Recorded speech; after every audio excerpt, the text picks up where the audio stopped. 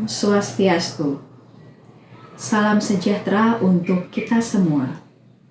Perkenalkan, saya Niluh Putri Setiastrini, salah satu dosen pada program studi Akuntansi Perpajakan, jurusan Akuntansi Politeknik Negeri Bali.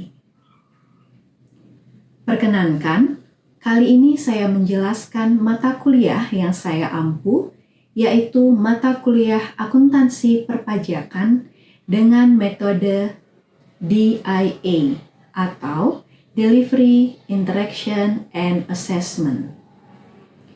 Video ini dibuat bertujuan untuk memenuhi salah satu persyaratan sertifikasi dosen tahun 2025, yaitu pernyataan diri dosen dalam unjuk kerja Tridharma Perguruan Tinggi atau PDD UKT-PT, khususnya pada bidang pengajaran. Saya akan mulai menjelaskan deskripsi dan informasi umum dari mata kuliah Akuntansi Perpajakan.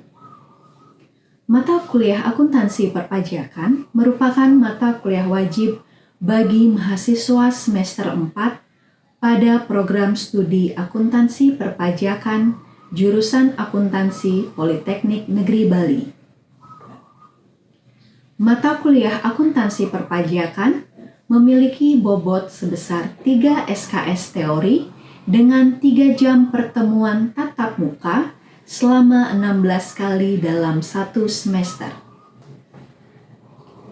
Mata kuliah Akuntansi Perpajakan bertujuan untuk membekali mahasiswa terkait arti dan ruang lingkup akuntansi perpajakan dengan ekonomi atau usaha kegiatan wajib pajak, pembukuan atas transaksi-transaksi perpajakan, dan pembukuan ekstra kompatibel terhadap transaksi yang menurut akuntansi perpajakan berbeda perlakuannya dengan standar akuntansi. Kemampuan yang diharapkan dalam mata kuliah Akuntansi Perpajakan adalah mahasiswa mampu memahami terkait dengan perlakuan akuntansi pajak atas setiap akun-akun pada laporan posisi keuangan, baik akun aset, liabilitas, dan ekuitas. Serta mahasiswa mampu menyusun rekonsiliasi fiskal atas laporan keuangan sesuai dengan Pernyataan Standar Akuntansi Keuangan atau PSAK 46. Materi pembelajaran dalam mata kuliah Akuntansi Perpajakan adalah penyesuaian standar akuntansi dengan peraturan perpajakan pada akun-akun di laporan posisi keuangan, yakni akun aset, liabilitas, dan ekuitas. Kemudian, dilanjutkan dengan penyusunan laporan rekonsiliasi fiskal dan berakhir pada pengakuan pajak tangguhan. Referensi yang digunakan pada mata kuliah Akuntansi Perpajakan didominasi dengan menggunakan undang-undang terkait ketentuan peraturan perpajakan beserta aturan turunannya, dan menggunakan 2 buku referensi lainnya, yakni buku Akuntansi Perpajakan dari Agus Sukrisno dan juga Waluyo. Perkuliahan dilakukan secara tatap muka dengan pendekatan student center learning, yang mana memberikan kesempatan kepada peserta didik untuk lebih aktif dalam pembelajaran. Metode pengajaran yang digunakan adalah dengan melakukan ceramah dan direct instructional saat memaparkan materi, dan kemudian dilanjutkan dengan diskusi kelompok antar mahasiswa untuk memecahkan kasus ataupun latihan soal terkait dengan akuntansi perpajakan. Dalam proses penilaian, terdapat beberapa indikator yang digunakan dengan mengacu pada standar yang ada di Politeknik Negeri Bali, yakni kehadiran dengan bobot 10%, keaktifan 15%, tugas atau kuis dengan bobot 25%, UTS dan UAS dengan bobot masing-masing sebesar 25%, dengan total bobot penilaian adalah 100%. Demikian informasi yang bisa saya sampaikan terkait mata kuliah akuntansi perpajakan yang diberikan kepada mahasiswa program studi akuntansi perpajakan jurusan akuntansi Politeknik Negeri Bali. Berikut merupakan proses video pembelajaran pada mata kuliah akuntansi perpajakan kelas 4A program studi sarjana terapan akuntansi perpajakan. Selamat menyaksikan. Om Santi Santi Santi Om. Selamat sore semuanya. Sore. Dengan kelas 4A akuntansi perpajakan. Ya. Jadi pada sore hari ini kita bertemu lagi di mata kuliah akuntansi pajak dengan topik pada sore hari ini adalah penyusunan laporan rekonsiliasi keuangan. Oke, jadi sebelum kita mulai kelas kita doa terlebih dahulu ya. Silakan bersikap sempurna. Berdoa menurut agama dan keyakinan masing-masing, berdoa dipersilakan. Oke, jadi kalau saya sudah cek tadi berdasarkan aplikasi kehadiran, rekan-rekan hadir semua ya hari ini ya, tidak ada yang sakit, tidak ada yang izin, tidak ada juga yang tanpa keterangan.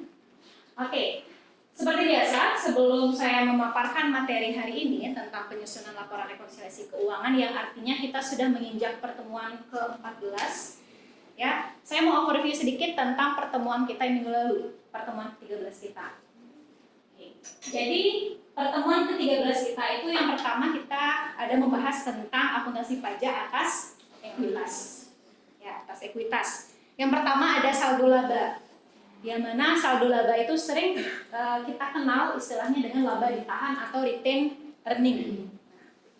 Di saldo laba atau laba ditahan itu ada beberapa potensi pajak di sana. Yang pertama adalah kalau laba ditahan tersebut dibagikan menjadi dividen. Ya, ketika dia dibagikan menjadi dividen, maka kalau misalnya diberikan kepada orang pribadi, dia dikenakan pajak penghasilan final sebesar 10%. Ya. Tapi kalau misalnya dividen itu dibagikan kepada wajib pajak badan dalam negeri, dia akan menjadi bukan pajak. Nah, selain saldo laba, kita ada mempelajari namanya agio saham. Oke. Ada yang masih ingat apa itu agio saham? Oke, baik, silahkan. Ada yang mau mencoba? Oke, yang di sini ya. Jadi agio saham itu terjadi ketika penjualan saham, nilai jual saham itu lebih besar dibanding dengan nilai nominal saham. Oke, yang lain ada mau menambahkan atau semua setuju dengan siapa namanya? Natasha. Ya, terus semua setuju dengan Natasha? Setuju. Oke. Jadi agio saham ini adalah posisi di mana nilai jual sahamnya melebihi dari nilai nominal saham. Ya, ada agio saham. Nah, lawannya agio disebut dengan disagio. Disagio saham. Ada yang mau mencoba? Oke, silahkan. Disagio saham adalah kebalikan dari agio saham, yaitu saat penjualan saham di bawah harga nominal saham tersebut. Baik, terima kasih Krisna. Yang lain sepakat atau ada yang berbeda? Sepakat. Oke, ya. Jadi untuk agio dan disagio saham ini ada potensi PPh-nya enggak? Ada potensi pajak penghasilan enggak? Kita tahu agio dan disagio ini kan ketika kita akan menjual saham ya. Nah, berarti pas penjualan saham itu ada transaksi pajak penghasilan enggak di sana? Ada ingat? Ada atau tidak? Ada. Berapa persentasenya? 0,1% dari penghasilan bruto. Ya, baik untung ataupun rugi, PPh final 0,1% itu harus dikenakan. Oke, untuk materi minggu sebelumnya ada yang mau dikonfirmasi atau ditanyakan lagi? Atau sudah cukup jelas? Kalau sudah jelas, kita beranjak ke materi hari ini. Materi hari ini disebut dengan rekonsiliasi laporan keuangan. Selain rekonsiliasi, bisa juga disebut dengan koreksi. Bisa disebut juga dengan penyesuaian. Pertama, oke, dan ada perhitungan PPh akhir tahun juga ya. Nah, pertanyaan pertama, kenapa sih perlu rekonsiliasi fiskal atau koreksi fiskal? Ada yang mau mencoba? Ya silahkan, Angga. Jadi kenapa perlu yang namanya rekonsiliasi fiskal itu untuk menyesuaikan pendapatan maupun beban-beban yang bisa diakui secara pajak atau tidak bisa diakui. Jadi untuk mencari berapa sebenarnya laba yang akan dikenakan untuk kepentingan perpajakan. Oke, jadi semua itu berawal dan bermula dari pembukuan. Ya, dari dokumen dulu. Dari dokumen apa yang kita gunakan untuk menyusun di laporan keuangan? Kalau kita bisa menjurnal itu kalau ada apa? Ada bukti transaksi. Semua berawal dari ya, bukti transaksi atau dokumen itu. Nah, kemudian kita susun semua laporan keuangan berdasarkan standar akuntansi keuangan. Ternyata dalam perjalanannya, ya, tidak semua yang di standar akuntansi keuangan itu sejalan dengan peraturan perpajakan. Maka perlulah dilakukan namanya rekonsiliasi. Rekonsiliasi fiskal atau koreksi fiskal atau penyesuaian fiskal. Nah, di rekonsiliasi fiskal, ya, kalau di bagian yang ini yang saya dapatkan dari referensi itu ada yang namanya beda waktu, beda tetap. Tetapi ini kebetulan akan kita banyak pelajari pekan depan di pertemuan 15. Di pekan ini saya akan mengenalkan rekan-rekan dengan istilah rekonsiliasi fiskal positif ataupun rekonsiliasi fiskal negatif. Proses rekonsiliasi fiskal itu akan dimulai atau bisa rekan-rekan lakukan kalau rekan-rekan punya namanya laporan laba rugi. Ya, sehingga yang bisa melakukan rekonsiliasi fiskal adalah yang pertama wajib pajak badan, yang kedua adalah WPOP melakukan pembukuan yang biasanya adalah usaha dan atau pekerjaan bebas. Berikutnya, nah, koreksi fiskal positif atau rekonsiliasi fiskal positif. Kalau mendengar kata positif ini kira-kira apa yang ada di benaknya rekan-rekan? Artinya apa sih koreksi fiskal positif itu? Plus. Positif artinya plus. Apanya yang plus? Ya. Jadi yang bertambah adalah labanya. Ketika laba bertambah, itu pada akhirnya akan bermuara ke peningkatan pajak penghasilan. Nah, secara ringkas, koreksi fiskal positif itu adalah berbagai koreksi yang akan menyebabkan peningkatan laba fiskal dan pada akhirnya akan bermuara ke peningkatan pajak penghasilan. Apa aja sih biasanya? Ya. Yang biasanya menyebabkan koreksi fiskal positif, yang pertama, biaya tidak terkait 3M. Apa itu 3M?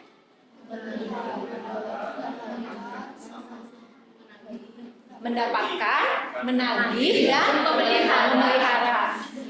Jadi segala biaya-biaya yang nggak terkait dengan mendapatkan, menagih, dan memelihara penghasilan itu kita harus koreksi. Oke, yang kedua, yang biasanya menyebabkan koreksi fiskal positif adalah biaya tidak diperkenankan sebagai pengurang penghasilan kena pajak. Ya, hampir mirip sih dengan biaya yang tidak terkait dengan 3M tersebut. Terus yang ketiga, biaya untuk penghasilan yang bukan objek pajak. Terus yang keempat ada biaya untuk penghasilan final. Penghasilan final, apa contoh penghasilan final yang rekan-rekan tahu? Sewa tanah dan bangunan. Paling gampang sewa tanah. Terus habis itu ada bunga deposito. Ada hadiah? Iya. Terus yang kelima dan yang keenam, ini saya rasa kita sudah belajar banyak kemarin di bagian aset ya. Jadi kalau misalnya biaya penyusutan secara peraturan keuangan lebih besar dari penyusutan ataupun amortisasi secara fiskal, berarti perlu dilakukan koreksi fiskal positif. Dan yang terakhir adalah penyesuaian fiskal positif lainnya. Oke, itu koreksi fiskal positif. Kalau koreksi fiskal negatif, nah, kebalikannya, lawannya positif pasti negatif. Ya, jadi kalau koreksi fiskal negatif itu adalah berbagai koreksi yang pada akhirnya akan menurunkan laba kena pajak. Apa aja sih biasanya yang menyebabkan koreksi fiskal negatif? Yang pertama, penghasilan bukan merupakan objek pajak. Yang kedua, penghasilan termasuk penghasilan final. Yang ketiga, penyusutan komersial kurang dari penyusutan fiskal. Yang keempat, amortisasi komersial kurang dari amortisasi fiskal. Dan yang terakhir adalah penyesuaian fiskal negatif lainnya. Yang lainnya itu apa sih? Biasanya lebih banyak rekan-rekan akan temukan nanti kalau kita mulai melakukan latihan koreksi fiskal. Ya. Oke. Sampai di sini dulu ada yang mau dikonfirmasi atau ditanyakan? Atau sudah cukup jelas? Ya? Sudah jelas? Kita beranjak ke penyajian rekonsiliasi fiskal. Saya rasa sih ini udah makanan seharinya rekan ya. Kelihatan nggak? Kecil ya, sorry ya. Oke, saya izin zoom in. Rekan-rekan udah pernah buat kertas kerja koreksi fiskal kan ya? Udah hafal di luar kepala dong ya? Ya, nah, saking di luar kepalanya sampai ini ya. Nah, kalau saya biasanya membuatnya seperti ini, harusnya sih sama. Ya, sebelah kiri ini akun-akun, bener? Nah, oke.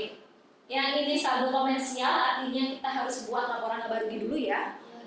Terus habis itu ada koreksi positif, negatif, dan saldo fiskal. Saya biasanya nambah keterangan. Rekan-rekan isi keterangan atau enggak? Enggak. Sekarang saya isi. Gitu. Kenapa diisi? Karena biar nggak lupa. Nggak lupa tuh dalam artian, kok saya ngoreksi biaya ini ya? Kenapa ya saya koreksi? Kita kasih notes. Notes kan sama dengan Keterangan. ya. Tapi tidak dibuat dalam bentuk tabel ini maksudnya. Jadi di angkanya di komen gitu. Tutorial menyusahkan diri sendiri sebenarnya. Ya. Kenapa? Karena kan kita harus ngeklik angkanya itu dulu baru kelihatan dia kenapa. Lebih baik di sini aja isikan keterangan. Itu kertas kerja di Excel gitu. Terus nanti di Excel pada akhirnya akan bermuara kemana? Bermuara ke SPT. Ya, SPT. Nah, ini adalah SPT PPHOP. Ya. PPHOP SPT apa yang digunakan? 1770. Sekarang sih masih dibedakan SSS dan ya yang tanpa apa-apa ya, yang tanpa S amat berarti. Ya, tapi dengan Cortex setahu saya semuanya akan digabungkan hanya jadi 1770. Nah, untuk bagian penyesuaian fiskal di SPTOP ini rekan-rekan bisa cek nanti di sheet atau di formulir 1770 lampiran 1 halaman 1. Ya. Ada di 1771 halaman 1. Kalau di badan ya, di badan kita menggunakan formulir 1771. Yang 1770 untuk OP, 1771 untuk badan. Sama juga kalau badan dia akan ada proses penyesuaian fiskal positif ataupun penyesuaian fiskal negatif. Itu dia. Nah, jadi kertas kerja yang akan buat tidak hanya berhenti di Excel, tapi nanti akan dituangkan ke dalam SPT, baik SPT 1770 ataupun SPT 1770. Kita akan beranjak ke topik yang terakhir tentang PPh terutang akhir tahun. Ada yang mau dikonfirmasi terlebih dahulu sebelum kita masuk ke perhitungan PPh terutang akhir tahun untuk penyajian rekonsiliasi fiskalnya? Atau aman? Aman? Sangat cerdas ya. Saya senang kelas seperti ini. Ya, karena koreksi fiskal itu memang harus lebih banyak latihan. Ya, karena memang tipikal transaksinya akan sangat banyak. Belum lagi nanti ada PMK pendukungnya. Ya. Jadi kayak sumbangan tuh punya PMK-nya sendiri. Riset dan pengembangan ada PMK-nya sendiri lagi. Ya, banyak banget ya Bu. Iya, memang banyak. Ya, tapi nggak apa-apa. Oke, berarti clear ya untuk penyajian rekonsiliasi fiskal? Oke. Kalau clear, kita beranjak ke topik berikutnya, yakni perhitungan PPh terutang akhir tahun orang pribadi. Jadi Jadi untuk perhitungan PPh piutang akhir tahun, ya biasanya itu dilakukan 1 tahun sekali. Dan yang punya kewajiban membuat SPT adalah yang punya NPWP. Kebetulan sekarang sih nicknya sama dengan NPWP. Tapi pada akhirnya kita tetap perlu padatkan. Ya, nggak serta merta rekan-rekan punya NIK, rekan-rekan itu langsung punya NPWP enggak. Ya, tetap perlu dipadatkan nantinya. Nah, proses perhitungan PPh piutang akhir tahun, ya orang pribadi, semua ini saya ambil dari mana? Dari induk sebenarnya. Ya, dari induk. Ada yang kepotong ternyata kelihatan di bawah. Dari induk 1770.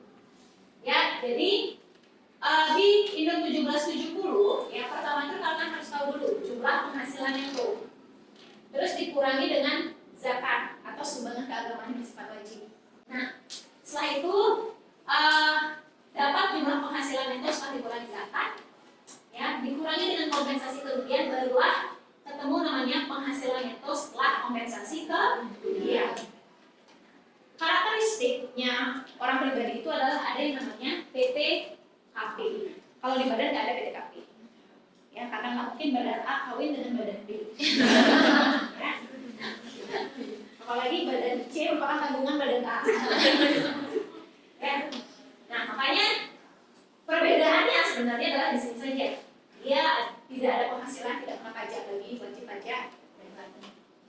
Nah setelah itu dapat penghasilan kena pajak, barulah masuk nih itu hitungan di luar kepalanya rekan. Yang 0 sampai 60 juta 0%, 60 sampai 250 15%, 50 sampai 500 25%, 500 sampai 5M 30, 5M 35. Wajib hafal. Ya, karena masih setiap hari kalian ketemunya itu ya. Nah, habis itu kita ketemu namanya PPh terutang. Setelah itu dikurangi dengan kredit pajak. Ya, kredit pajak itu ada PPh pasal 21, 22, 23, 24. Sama ada juga pasal 25, yakni PPh yang dibayar. Pada akhirnya ketemu ini paling bawah harusnya adalah PPh kurang bayar atau lebih bayar. Itu untuk PPh orang pribadi. Nah, ini sih sudah hafal ya rekan-rekan ya. Oke. Itu untuk yang orang pribadi. Kalau yang badan gimana Bu? Kalau yang badan, ya, kalau yang badan ada sama sih semua. Kita harus tahu dulu dia penghasilan itu secara fiskalnya. Artinya setelah kita lakukan proses koreksi atau rekonsiliasi, dikurangi dengan kompensasi kerugian. Ya. Jadi sebenarnya kalau ada perusahaan, hari kita bicara badan ya, badan yang mengalami kerugian. Dan itu kerugian fiskal yang saya bilang, itu boleh dikompensasi selama kurang lebih 5 tahun ke depan. 5 tahun ya. Jadi tahun ini ruginya, tahun ini bisa dikompet. Tahun depan 2026 ya, 2026, 27, 28 sampai tahun 2029. Boleh kompensasinya. Ya. Tuh. Nah, setelah itu baru dapat penghasilan kena pajak dan kemudian dikalikan dengan PPh terutang. Ini PPh terutang itu ada tiga fase ya, atau 3 cara perhitungan. Yang pertama, langsung saja pasal 17 ayat 1 huruf B, yang mana penghasilan kena pajak kali tarif 22%. Ya, 22% itu mulai berlaku dari tahun 2002, tahun pajak 2002. Terus kemudian yang pasal 17 ayat 2B itu adalah bagi perusahaan-perusahaan yang melantai di Bursa Efek Indonesia. Tapi dia harus memenuhi persyaratan. Syarat yang paling utama adalah 40% sahamnya dimiliki oleh pabrik. Ya, 40% sahamnya dimiliki oleh pabrik. Baru dia mendapatkan pengurangan 3%. Dan yang terakhir, ini adalah pasal 31E. Pasal 31E, ya ada fasilitas sebesar 50%.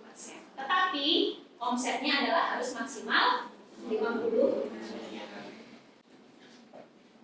Ini sudah ke sub terakhir topik kita hari ini. Ada yang mau dikonfirmasi atau ditanyakan dulu? Jadi tadi kita udah belajar koreksi fiskal positif, koreksi fiskal negatif, terus penyajian rekonsiliasi fiskal, dan terakhir adalah perhitungan PPh terutang akhir tahun. Sudah cukup jelas atau ada yang mau ditanyakan dulu? Jelas? Oke. Kalau jelas, nah biar segar nih. Ya, kita ada kuis sedikit. Ya, kuis penyegaran namanya, biar semuanya segar. Oke, ada 28. Oke, kita mulai ya. Kuisnya tidak lebih dari 5 menit, kayaknya 3 menit aja cukup. Oh ya, 9 boleh. Orang pilihan ganda kok. Oke, silakan.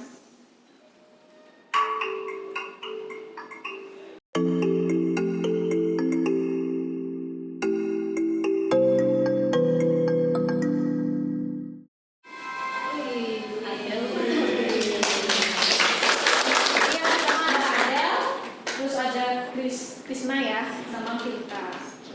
Selamat, ketiganya kayaknya tinggi-tinggi semua. Terus kemudian kelas akurasinya 79% ya, hampir 80%. Ini sudah baik sekali. Artinya yang saya sampaikan kurang lebih 79% sampai Oke. Saya review questionnya dulu. Ini kecuali ya. Iya. Jadi baca kok. Kecuali ya. Ada kecualinya adalah harusnya penghindaran fiskal. Oke, terima kasih rekan-rekan untuk jawaban kuisnya sangat baik ya. Jadi terlihat memang rekan-rekan menyimak apa yang saya sampaikan. Oke, berikutnya adalah saya mau membacakan kesimpulan ya. Jadi kesimpulan kita pada pertemuan hari ini yang pertama adalah koreksi fiskal positif, dia akan menyebabkan peningkatan penghasilan kena pajak. Kalau koreksi fiskal negatif menyebabkan menurunnya. Ya. Terus yang kedua, penyajian rekonsiliasi fiskal dimulai dari kertas kerja dan pada akhirnya bermuara ke SPT, baik SPT orang pribadi ataupun SPT badan. Dan yang terakhir adalah perhitungan PPh terutang akhir tahun dimulai dari penghasilan neto, kemudian dikurangi dengan pengurangan yang diperbolehkan hingga dapat dia penghasilan fiskal, baru kemudian kita kalikan dengan tarif. Itu kesimpulan pertemuan kita hari ini. Sebelum saya tutup, rekan-rekan ada yang mau ditanyakan atau dikonfirmasi lagi? Tidak? Cukup? Oke. Seperti biasa nanti untuk latihan soalnya akan saya kirimkan di grup WA dan rekan-rekan bisa upload nanti jawabannya di LMS ya, atau di e-learning. Oke? Baik. Sekian pemaparan hari ini terkait dengan penyajian rekonsiliasi laporan keuangan ya. Semoga ada materi yang nyangkut nih atau yang bermanfaat bagi rekan-rekan semuanya. Nah, karena tadi kita mulai dengan doa, maka mari kita akhiri dengan doa juga. Oke? Silahkan ambil sikap sempurna. Berdoa menurut agama dan keyakinan masing-masing, berdoa dipersilahkan.